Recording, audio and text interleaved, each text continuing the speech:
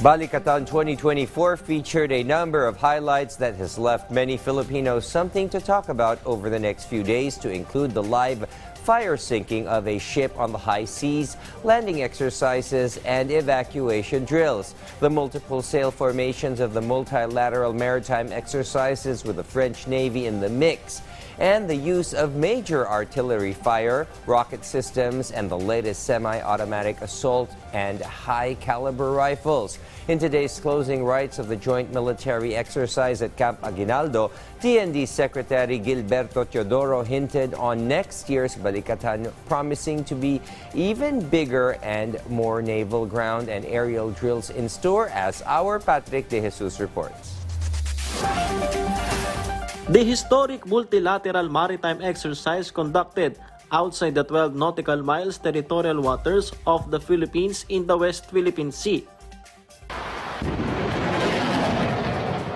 Various live-fire exercises that featured powerful weapons, including the High Mobility Artillery Rocket System or HIMARS of America in Palawan,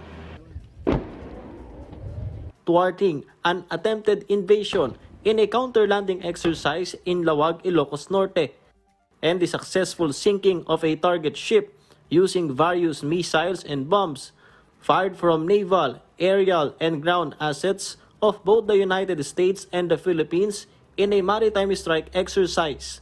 These are just some of the highlights of the 2-week training between American and Filipino troops, alongside other participating countries.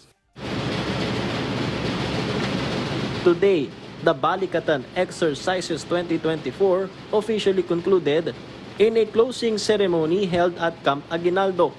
However, preparations for Balikatan 2025 are already underway. According to Defense Secretary Gilberto Teodoro Jr., there will be a full-scale battle simulation as expected by the President. He extends his congratulations to both armed forces and all those who participated for the successful conduct of this year's exercise. And he looks forward to next year's exercise, which will be I believe, the full battle simulation, which will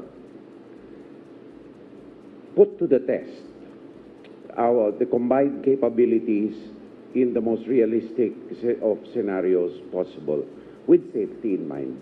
The full battlefield test would mean a more demanding exercise. The challenges as the exercise will be more elevated.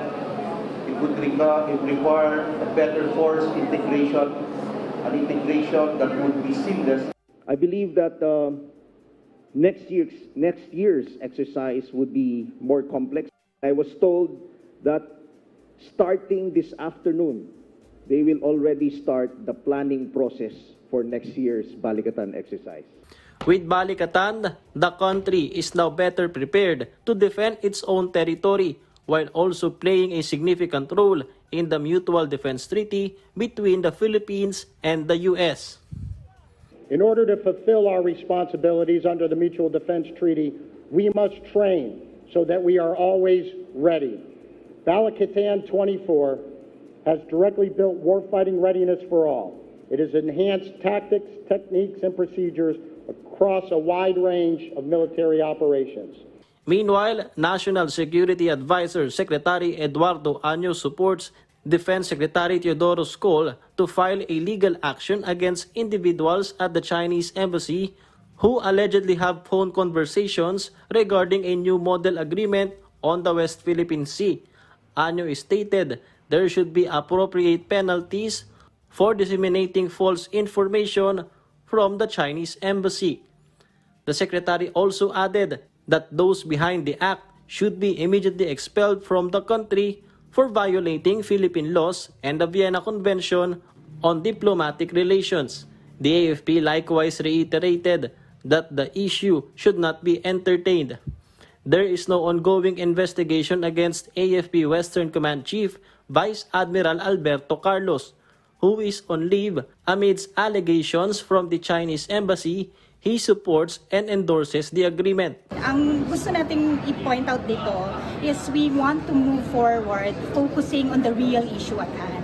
Ang tignan natin, ano ba talaga yung ginagawa ng China whenever we have these legitimate humanitarian missions? Diba? Parang mas dapat yun yung pag-usapan eh.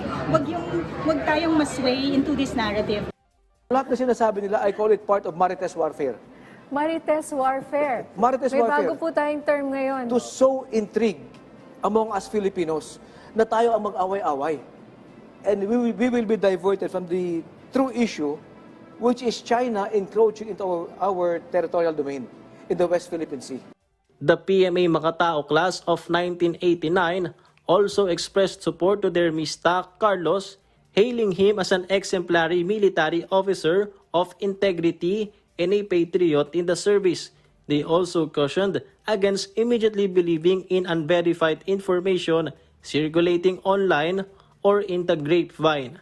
Patrick De Jesus from the National TV for a new and better Philippines.